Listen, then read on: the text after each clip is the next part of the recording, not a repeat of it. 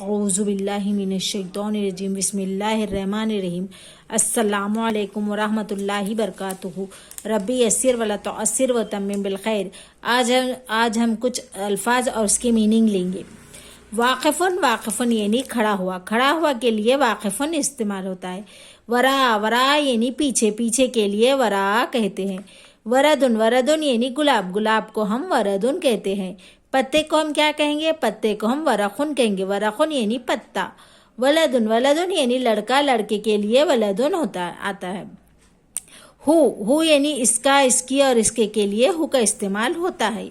ہدایتن، ہدایتن یعنی سیدھا راستہ بتانا۔ حاذا، حاذا یعنی یہ، مطلب نزدیک کی چیز کے لیے حاذا کا استعمال ہوتا ہے۔ ہا ہننا، ہا ہننا یعنی یہاں، یہاں۔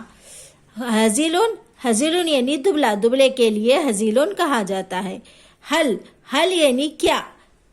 ہناکا، ہناکا یعنی وہاں۔ ہوا، ہوا یعنی وہ۔ یا یعنی میرا، مثال کے طور پر کتابی یعنی میری کتاب۔ یا کہ اے کہا جاتا ہے۔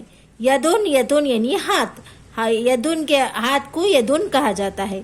آج کے لیے اتنا ہی، آگے کے ایپیسوڈ میں آپ کو بتاؤں گی۔